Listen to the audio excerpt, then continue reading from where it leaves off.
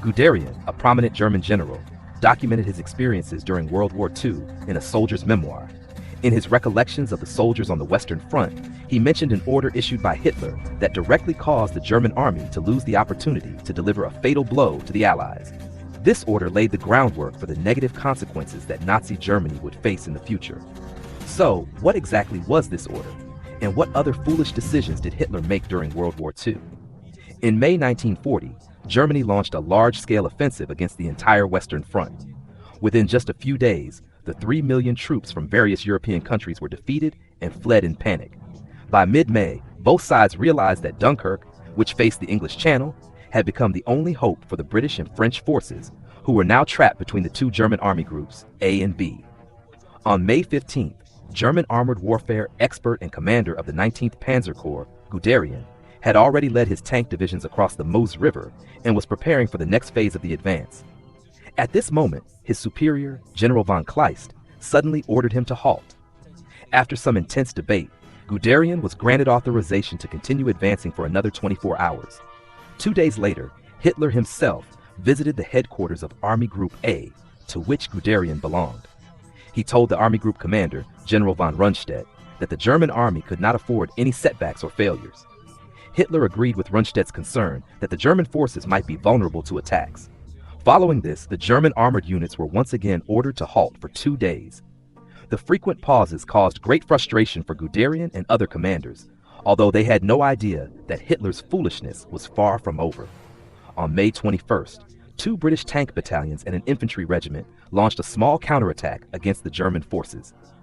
While this attack did not cause significant losses, it induced a sense of panic at the German command. They feared that if the armored divisions continued their rapid advance, their flanks might suffer a larger-scale assault. Just as Hitler was hesitating, Air Force Commander Hermann Göring called him. Göring confidently claimed that the Luftwaffe, German Air Force, could completely prevent the British and French forces from evacuating from Dunkirk. He also subtly reminded Hitler that he shouldn't let the army take all the credit, or else the army might grow too powerful, undermining Hitler's authority as Führer. Persuaded by Göring, Hitler made up his mind to let the Luftwaffe share in the glory. On May 24th at 12:31 p.m., the German armored divisions poised to strike received a command issued by Hitler through General von Rundstedt. The advancing units were to stop and hold defensive positions along the canal line. The armored units were also to halt their advance and wait for the enemy to fall into their trap. At this point, the German tanks were only 10 miles away from Dunkirk. Just a small push would have allowed them to cut off the Allied forces' retreat route. However, under Hitler's direct command, the frontline troops could only watch as the British and French troops reached the evacuation port. From the army headquarters down to the frontline units, commanders at all levels fiercely opposed Hitler's order, even arguing with him. Yet Hitler stubbornly refused to cancel his absurd directive. It wasn't until the night of May 26th that Hitler finally ordered the resumption of the attack. But by this time, the British had already established a solid defensive line, and the full-scale evacuation operation had begun on the 27th. After the British and French forces began their large-scale retreat, Göring's Luftwaffe launched a massive airstrike as promised. However, the soft sand on the beaches absorbed much of the bomb's energy, severely diminishing the effectiveness of the air raids. As they watched the Allied forces steadily increase their evacuation capabilities, going from transporting thousands of soldiers per day to tens of thousands, both the German Air Force and armored divisions were left helpless. This large-scale evacuation ultimately allowed the Allies to preserve 330,000 capable troops. In addition to British and French forces, Belgian and Dutch troops also managed to escape. In the years that followed, Nazi Germany would pay the price for Hitler's foolish leadership. From the outset of the Western campaign, Hitler's goal was not to annex France or Britain. His main objective was to subdue them temporarily so he could focus on fighting the Soviet Union in the East. As Hitler himself said, "If we defeat Britain by force, the British Empire will collapse, but this will not benefit Germany. We Germans will shed blood for some victories, but the ones who will gain the benefits are Japan, the United States, and other countries." After the British and French troops retreated from Dunkirk to Britain, Hitler began to attempt reconciliation with Britain. He even involved the Pope and the King of Sweden, asking them to mediate.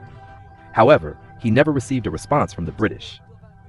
After a month and a half of unsuccessful negotiations, Hitler lost his patience.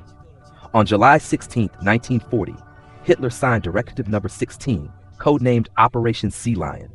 Germany's Sea Lion plan was positioned as an amphibious assault plan against Britain. However, Hitler was more focused on launching airstrikes on Britain. The goal of Operation Sea Lion was to destroy the British will to fight or force them to surrender to Germany. Now, to execute this plan, Goering prepared 3 Luftwaffe air fleets, and he set August 13th as the date for the full-scale attack on Britain. On that day, Germany dispatched 480 bombers and over 1,000 fighters. This massive air fleet, darkening the skies, headed toward 9 British airfields. Much of Britain's defensive equipment had been left behind on the other side of the English Channel during the Dunkirk evacuation. Facing the all-out assault from the German Air Force, the British could only endure the attacks passively. In just one day, Britain lost 446 aircraft and 5 airfields. Of Britain's 7 radar stations, 6 were severely damaged.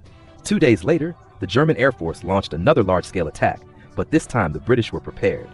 They shot down 78 German heavy aircraft. From then on, the air battle reached a stalemate. The objective of the Sea Lion plan was to force Britain to surrender rather than destroy it entirely. Therefore, in the early stages, the Sea Lion plan did not target London. However, on August 23rd, a German bomber accidentally veered off course and dropped bombs over London. In retaliation, Britain sent over 80 bombers to bomb Berlin and other German cities. This escalated the conflict further, with both sides launching ferocious bombings on each other's capitals. On September 17th, Hitler announced the suspension of Operation Sea Lion, bringing this grand operation to an abrupt end.